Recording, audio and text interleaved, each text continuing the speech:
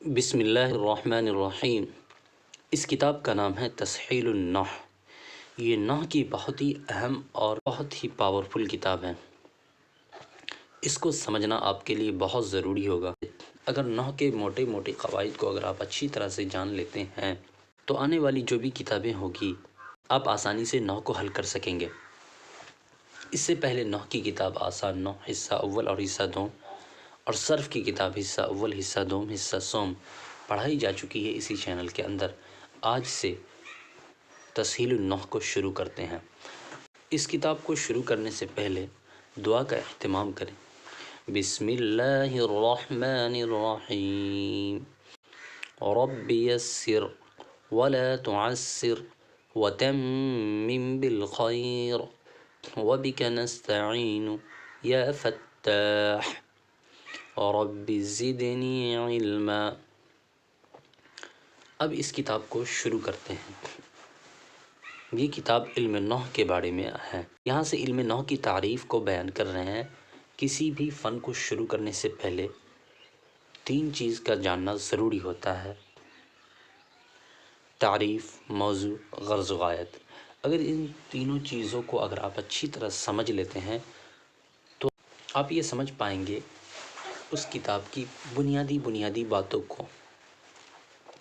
تو اسی لیے نحو کا جاننا ضروری ہے اور نحو کے اندر علم نحو کی تعریف کا بھی جاننا ضروری ہے۔ علم نحو کی تعریف: علم نحو ایسے علم کو کہتے ہیں جس سے اسم، فعل، حرف کو ایک دوسرے سے ملا کر جملہ بنانے کا طریقہ اور اس کے آخر میں حالت معلوم ہو۔ یہ تھے علم نحو کی تعریف۔ علم نحو کا موضوع: ہر علم کا موضوع ایسی شے ہوتی ہے جس کے ذاتی احوال اس علم میں بیان کیے جائے۔ علم نحو کا موضوع کلمہ اور کلام ہے۔ اس علم میں انہیں دونوں کے احوال بیان کیے جائیں گے۔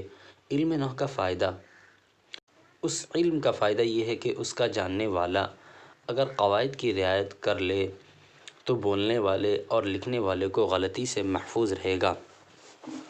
علم نحو کا فائدہ: اس علم کا فائدہ یہ ہے کہ اس کا جاننے والا اگر قواعد کی رعایت کر لے تو بولنے اور لکھنے میں غلطی سے محفوظ رہے گا۔ تو آپ نے علم نحو کی تعریف، علم نحو کا موضوع اور علم نحو کا فائدہ سمجھا۔ یعنی اگر آپ علم نحو کے فائدے کو اگر جان لیں گے تو آنے والے جو بھی قواعد ہوں گے اچھی طرح اپنے ذہن میں اگر رکھ لیں گے تو اسی کی روشنی میں آپ کوئی بھی جملہ آئے گا، کوئی بھی کلمہ آئے گا، اس کو منٹوں سیکنڈوں میں آپ حل کر پائیں گے۔ تو آپ اس سب کو اپنے ذہن میں رکھتے چلیں۔ لفظ: اب یہاں پہ لفظ سے بحث کر رہے ہیں اور لفظ کی تعریف بتا رہے ہیں۔ لفظ: جاننا چاہیے کہ انسان کے منہ سے جو بات نکلتی ہے اس کو لفظ کہتے ہیں۔ اب لفظ کی 2 قسمیں بتا رہے ہیں کہ لفظ موضوع، لفظ مہمل۔ اب ہر ایک کو الگ الگ سے بیان کر رہے ہیں۔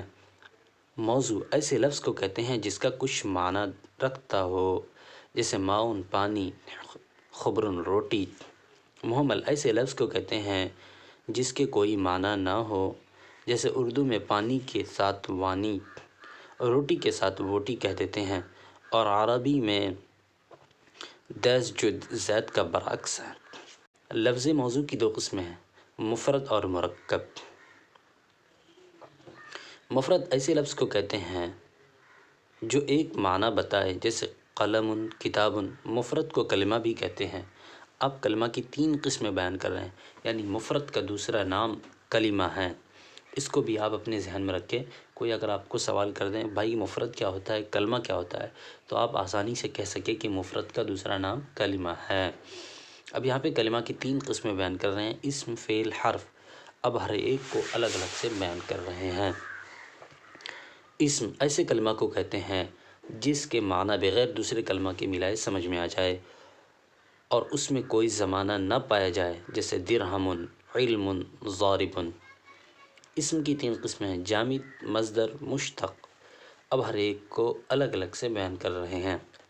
جامد ایسے اسم کو کہتے ہیں نہ اس میں کوئی زمانہ بنا ہو، نہ کسی سے بنایا گیا ہو۔ رجل، مرد، فرس، گھوڑا، حمار، گدھا، جعفر، چھوٹی نہر، سفر، جلد۔ مصدر ایسے اسم کو کہتے ہیں جو خود تو کسی لفظ سے نہ بنا ہو، لیکن اس سے دوسرے الفاظ بنائے جاتے ہوں، جیسے نصر، ضرب، علم وغیرہ، ان سے ماضی مضارع امر نہیں اور اس میں فاعل وغیرہ بنائے جاتے ہیں۔ مشتق ایسے اسم کو کہتے ہیں جو مصدر سے بنایا جائے، جیسے ناصر منصور کے، یہ نصر مدد کرنے سے بنائے گئے ہیں۔ نمبر 2، فعل، یعنی مفرد کی جو 3 قسم بیان کیا گیا ہے اسی کا نمبر 2 چل رہا ہے۔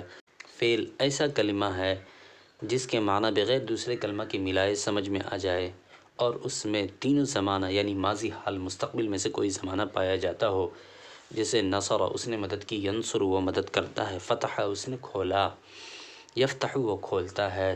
حرف ایسا کلمہ ہے جس کے معنی بغیر دوسرے کلمہ کے ملائے نہ سمجھا جائے، جیسے من، سے، فی، میں، کہ جب تک ان کے ساتھ کوئی اسم نہ ملایا جائے اس وقت تک اس کے معنی سمجھ میں نہ آئے، جیسے زید خرج من الدار ودخل من المسجد، زید گھر سے نکلا اور مسجد میں داخل ہو گیا۔ اس مثال میں اگر من کے ساتھ لفظ دار کو اور فی کے ساتھ المسجد کو نہ ملایا جائے تو اس میں کوئی معنی سمجھ میں نہیں آتے۔ سوالات، یہاں پہ کچھ سوال دے رہے ہیں، اسی کی روشنی میں اس کو آپ کو حل کرنا ہے۔ اگر آپ اس کو دکھانا چاہتے ہیں تو میرا ٹیلی گرام کا گروپ ہے، آپ وہاں دکھا سکتے ہیں، ڈسکرپشن میں لنک ہے۔ سوالات: علم نحو کی تعریف اور موضوع و فائدے بیان کیجیے۔ لفظ موضوع اور محمل کی تعریف مع مثال بیان کیجیے۔ مفرد کا دوسرا نام کیا ہے؟ کلمہ کی کتنی قسمیں ہیں؟ ان سب کی تعریف مع مثال بیان کیجیے۔ اسم کے اقسام ثلاثہ کی تعریف اور ان کی مثالیں بتائیں۔ امثال ذیل میں اسم کی تعریف، جامد، مصدر اور مشتق کی تعیین کیجیے، جیسے رجل، امرأۃ، ضرب، یبطل، ناصر، خرج حتی الی، یعنی اس میں کون اسم ہے، کون فعل ہے، کون حرف ہے، جامد، مشتق، یہ ساری کو آپ کو اس میں بتانا ہے کمنٹ کے اندر۔ اگر آپ اس کو دکھانا چاہتے ہیں تو دکھا سکتے ہیں۔ چلیے تو ملتے ہیں اگلے سبق میں، تب تک کے لیے اپنا خیال رکھیے گا۔